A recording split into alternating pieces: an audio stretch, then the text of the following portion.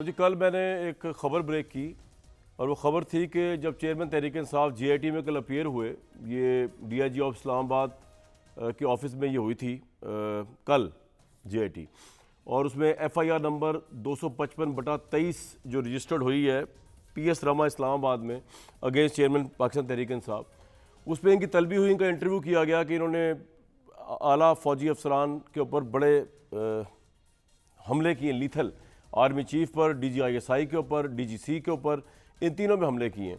तो मैंने ये खबर ब्रेक की थी अपने ट्विटर से, मैं आपको पढ़ के सुनाता हूँ कि चेयरमैन तहरीक इंसाफ जो है appeared before the GIT and failed to prove his most dangerous allegations against DGC, DGI and COS. He owned all the video clips in which he accused the three most important officers of Pakistan Army in the worst manner, yet he failed to prove a single allegation. और साथ ही मैंने जो GIT की proceeding है जिसमें वो interview हुआ chairman Tehreek Insaf का, मैंने उसका भी कुछ हिस्सा शेयर किया। उसमें मैं लिखा था कि जीआईटी प्रोसीडिंग के अंदर इनसे पूछा गया, मैं आपको थोड़ी डिटेल से बताया था, ये ट्विटर में नहीं आ सका था, लेकिन इसका मैंने एक खुलासा जो है वो ट्वीट में भी अपने दिया था। इसका जवाब तहरीक इंसाफ के चेयरमैन ने आज दिया, मैं आपको बताऊँगा क्या है मेरे ट्वीट का। वो ये था कि जी इनसे पूछा गया इनसे कि आपको ये वीडियो क्लिप्स दिखाए जा रहे हैं जिसमें आपने general Faisal Naseer, general Nadeem Anjum, general Syed Asim Munir, Pakistan army chief, DG ISI, DGC, इन सब पे बहुत बड़े हमले किए हैं, बड़े इल्ज़ामात लगाए, कत्ल का, टॉर्चर का, पता नहीं किस किस चीज़ का। तो चेयरमैन साहब तहरीक इंसाफ साहब, आपके पास कोई इसके सबूत हैं? उन्होंने कहा जी वीडियो क्लिप्स जो आप दिखा रहे हैं मुझे, जीआईटी वालों को कहा चेयरमैन तहरीक इंसाफ ने, वो सारी मेरी हैं। मैं मानता हूँ ये वीडियो में कोई रंगबाजी नहीं हुई हुई, कोई इसकी ऑडिट कराने की जरूरत नहीं, मेरी है। उसके बाद उन्होंने कहा कि जी ये मैंने इल्ज़ामात लगाए टॉर्चर वगैरह के आला फौजी अफसरान पे। तो उसके बाद उनसे पूछा गया कि do you have any proof of your allegations, आपके पास कोई सबूत है इन चीज़ों का तो जो आप पेश कर सकते हैं अभी? तो चेयरमैन तहरीक इंसाफ साहब ने कहा कि नहीं जी मेरे पास तो कोई ऐसा सबूत नहीं है। फिर उनसे पूछा गया कि क्या जनरल फैसल नसीर जो है उन्होंने आपको बराह रास्त धमकी दी थी या थ्रेटन किया था? तो चेयरमैन तहरीक इंसाफ ने कहा कि नहीं, बिल्कुल नहीं। तो उसके बाद उनसे पूछा गया कि then why you levelled allegation against him, आपने फिर उन पर इल्ज़ाम क्यों लगाया डीजीसी के ऊपर? तो बड़ा हैरत अंगेज जवाब दिया, प्राइम मिनिस्टर रह चुके हैं चेयरमैन तहरीक इंसाफ, कहते हैं समवन टोल्ड मी। मतलब आप चाहे जनरल फैसल नसीर हो, जनरल नदीम अंजुम हो, जनरल सैयद आसिम मुनीर हो, आप शख्सियात को निकाल दें, आप उनके ओहदों को भी निकाल दें, एक आम आदमी पे अगर आप इल्ज़ाम लगाने जा रहे हैं कत्ल का, अपने कत्ल का, दूसरों के कत्ल का, टॉर्चर का, और आपसे पूछा जाए कि जी आपको सबूत है तो दें ताकि हम भी उनके खिलाफ कोई कार्रवाई करें, तो आप कह रहे हैं जी सबूत तो कोई नहीं है और मैंने इसलिए कहा कि समवन टोल्ड मी।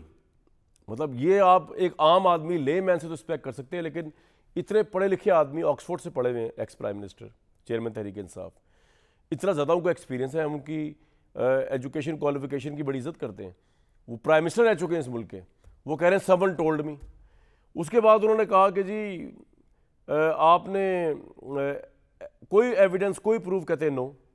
फिर उनसे पूछा गया कि वाई यू नेम डीजीआईएसआई, आपने उन पर कोई इल्ज़ाम लगाए? तो उन्होंने क्या जवाब दिया साबिक वज़ीर आज़म ने, चेयरमैन तहरीक इंसाफ ने, कि उन्होंने एक प्रेस कॉन्फ्रेंस की थी, उसकी बुनियाद पे उन्होंने ये सारे इल्ज़ाम लगा दिए डीजीआईएसआई के ऊपर। उन्होंने कहा have you met General Faisal Naseer, आप कभी जनरल फैसल नसीर डीजीसी से मिले? कहते जी नहीं। फिर उन्होंने पूछा जी आप डर्टी हैरी किसको कहते हैं? उस पर उन्होंने जवाब दिया जनरल फैसल नसीर। मतलब इखलाक से गिरी हुई बात है कि एक पाकिस्तान के जनरल जिसने अपनी ज़िंदगी दी है पाकिस्तान को, वो ख्वाह डीजीआईएसआई हों, ख्वाह जनरल से आसिम मुनीर साहब हों, और ख़ास तौर पर जनरल फैसल नसीर जिनकी बात हो रही है, वो अपनी फैमिलीज़ का टाइम कॉम्प्रोमाइज़ करते हैं। ये लोग अपनी पैसे की खातिर नहीं, मुल्क की मोहब्बत की खातिर जब वर्दी पहनते हैं तो वो ये देखते नहीं है कि वो ज़िंदा भी रहेंगे कि नहीं रहेंगे। जनरल तो ये अब बने हैं ना, इससे पहले तो ये सोल्जर्स के लेवल से, ऑफिसर सेकंड लेफ्टिनेंट के लेवल से इन्होंने जाना होता है, आगे बॉर्डर पे भी जाना होता है। आप उसको जिस तरह के अलकाब से नवाज रहे हैं, आप फ़ौज की हद तक कर रहे हैं। आप ये सिर्फ जनरल फैसल नसीर या जनरल नदीम अंजुम या जनरल सैयद आसिम मुनीर की बात नहीं कर रहे, आप पूरी फ़ौज की हद तक कर रहे हैं। इस वजह से नहीं कि आप चाहते हैं कि फ़ौज कोई ऐसा रोल आप उसके लिए सोचा हुआ आपने, एरिस्टोटल की डेमोक्रेसी वाला, प्लेटो वाला, जो कि किसी को पता ही नहीं था, इसलिए कि जी वो आपका फ़ोन नहीं उठा रहे, वो आपके साथ अब किसी इलेक्शन के अंदर आपका साथ नहीं देंगे, वो आपके लिए जोड़ तोड़ नहीं करेंगे। कोई सिंध का इलेक्शन जीत के आप बंदा वहाँ से आएगा तब कहेंगे ये मेरा फ्रंट बैट्समैन है, ओपनिंग बैट्समैन है, आप उसको ये नहीं कहेंगे आईएसआई के किसी बहुत बड़े अफसर को। वो इन्होंने कहा इनकार किया तो आप उनके पीछे पड़ गए। मुझे इन्होंने जवाब दिया चेयरमैन तहरीक इंसाफ ने, मेरे ट्वीट का उन्होंने ट्वीट मेरा लगा के जवाब दिया। उन्होंने ये कहा सबसे पहले तो जो कुछ वीडियो मैंने कहा शायद कोई सबूत दिया होगा, सबसे पहले तो जो कुछ वीडियोस मैंने कही मैंने सबकी तस्दीक करता हूँ। सवाल ये है कि जब मैं जनरल फैसल नसीर के खिलाफ मुकदमा तक दर्ज नहीं करवा सका, जिसके बारे में इल्म था कि वो राना सनाउल्लाह शहबाज शरीफ के साथ कातला हमला होने के मनसूबे में ही नहीं बल्कि इस हमले के बाद मुश्तरका तहकीकाती टीम जो नतीजे पर पहुंची कि हमले में 3 हमलावर थे, ये झूठ है। जितनी मैंने इस पर रिसर्च की और मेरे सामने रिपोर्ट आई है पोस्टमार्टम की, 3 हमलावर बिल्कुल नहीं थे, झूठ है ये। एक था तहकीकात को सबसार करने में भी मुलविस था, तो मैं शवाहिद कैसे मुहैया तो आपके पास जब शवाहिद है ही नहीं, जवाब तो आपने मेरे ट्वीट का दिया जो मैंने खबर ब्रेक की थी, लेकिन आपके पास एविडेंस अभी भी नहीं है, फिर भी आप कह रहे हैं कि भाई इन पर भी कत्ल का इल्ज़ाम लगा दो, उसको भी FIR कटवा दो, उसको भी कर दो। आप फौज की हद तक कर रहे हैं और आप करते आ रहे हैं, और उसकी वजह यही है कि ऑब्वियसली वो न्यूट्रल हुए या उन्होंने चलो जी आपको उतार दिया जनरल बाजवा ने, लेके भी आपको आए हिसाब बराबर, उसके बाद आप उनके पीछे पड़ गए कि वो आपका साथ नहीं दे रहे, पोलिटिकली अपने आपको लाइन नहीं करे। मेरे साथ भट्टी साहब मौजूद हैं, आमिर राना साहब मौजूद हैं, मियां जावेद साहब मौजूद हैं, और तो हमें थोड़ी देर के लिए माहिर मैशत भी ज्वाइन करेंगे, डॉक्टर खाकान नजीब साहब। भट्टी साहब, ये जो ट्वीट आया है जो मैंने एक खबर कल ब्रेक की, उसके बाद सबके बाद चली गई थी, उसके बाद इनका जवाब आया, एविडेंस कोई नहीं है JIT के अंदर, जो मुझे जवाब दिया है ट्वीट पे, मेरी ट्वीट के ऊपर, उसमें भी कोई एविडेंस नहीं है। सर ये क्या हो रहा है इस मुल्क में भट्टी साहब? देखिए भाईजान, मैं तो आपका जो ट्वीट था वो पढ़ के हैरान हो रहा था, जो आपके आर्मी चीफ, DGISI और DGC पर इल्ज़ामात हैं कि जो वीडियो क्लिप्स हैं, क्या ये आपके हैं? खान साहब ने कहा यानी मेरे हैं, आपके पास सबूत हैं? यानी यहाँ से मैं हैरान हूँ कि जी नहीं हैं। क्या आपको DGC ने, जनरल फैसल नसीर ने कोई बराह रास्त धमकी दी? जी नहीं। इल्ज़ामात क्यों लगाए? किसी ने कहा था, इसका कोई सबूत नहीं है। आपने DGISI पर इल्ज़ामात क्यों लगाए? क्योंकि प्रेस कॉन्फ्रेंस की थी उन्होंने।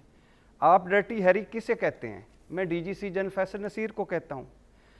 अब मुझे ये मैं हैरान ये हूँ, ये सच है कि उन पर कातलाना हमला हुआ, वो और ये भी है कि वो 5 कातलाना हमलों के मंसूबे भी बता चुके हैं, और इस कातलाना हमले का पहले बता चुके हैं कि मुझ पर एक मजहबी जनूनी हमला करेगा, और वैसे ही हुआ। लेकिन मफरूज़ों पर कत्ल का इल्ज़ाम, सिर्फ किसी के कहने पर कत्ल का इल्ज़ाम, बिना सबूत कत्ल का इल्ज़ाम, और किसी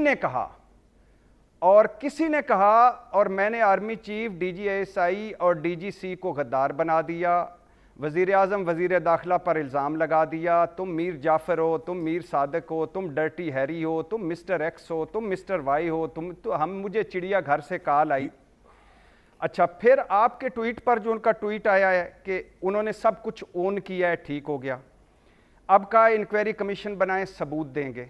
भाई ये इंक्वायरी कमीशन थी भट्टी साहब, यहाँ सबूत दे देते ना JIT के सामने, दे देते सर, ट्विटर सोशल मीडिया पे दे देते। जी भट्टी साहब कंटिन्यू करें। नहीं है ही नहीं भाईजान, वो तो होंगे तो देंगे ना, मुझे तो लगता है नहीं है। लेकिन मैं इस पे भी आता हूँ कि एक आज़ादाना इंक्वायरी कमीशन जो उनकी मर्जी का है वो बना दें, उनकी जमात के 3 लोगों का बना दें। हाँ। यानी वो जो जिन अपने 3 PTI के सियासतदानों को कहते हैं, उन सियासतदानों का एक कमीशन बना दें, और ये कमीशन बनाएं और वो बुलाएं, और वो अच्छा, और वो जो किसी है उसको भी लाएं, वो किसी घर का किसी है या कोई बार का किसी है, बिल्कुल सही, उस किसी को लाएं और उस किसी से पूछें कि आपके पास क्या सबूत हैं कि फौज गद्दार है, फौज साजिशी है, पुराने है, टॉर्चर करती है, मौजूदा आर्मी चीफ सब कुछ करा रहा है, जनरल फैसल नसीर हैवान है, वो उसे नंगा लोगों को देखने का शौक है, वो साइको है, वो डर्टी हैरी है, और DGISI प्रेस कॉन्फ्रेंस करके गद्दार बन गया है। वो जो या घर का किसी या जो बार का किसी है उसको लाएं और ये साबित करें कि जो इससे पहले वो 35 पंक्चर का इल्जाम लगा चुके और कह चुके उसके बाद के जी तो बाद में ये तो पॉलिटिकल बात थी। बिल्कुल ठीक है, किसी ने बताया था और ये मेरा सियासी बयान है। भट्टी साहब बात ये है, आपका पॉइंट आ गया, 10 अरब दिए थे। बिल्कुल आपका पॉइंट, एक जुमला हाउस ऑफ शरीफ ने, एक जुमला सिर्फ हाउस ऑफ शरीफ ने मुझे 10 अरब दिए थे, पैनामा लीक्स से इलादा हो जाओ, वो भी किसी ने कहा था और वो इलादा हो गए। तो अब इस किसी को बिल्कुल ठीक और है इनको बुलाएं, इनकी पार्टी का आजादाना कमीशन बनाएं। बिल्कुल ठीक। और इसके बड़े खतरनाक एंगल हैं कामरान भाई। एक एंगल ये है कि आज उस किसी और इनकी वजह से हजारों लोग जेलों में हैं, और उस किसी और इनकी वजह से 14 महीने में जो हुआ वो भी आपके सामने है। ठीक।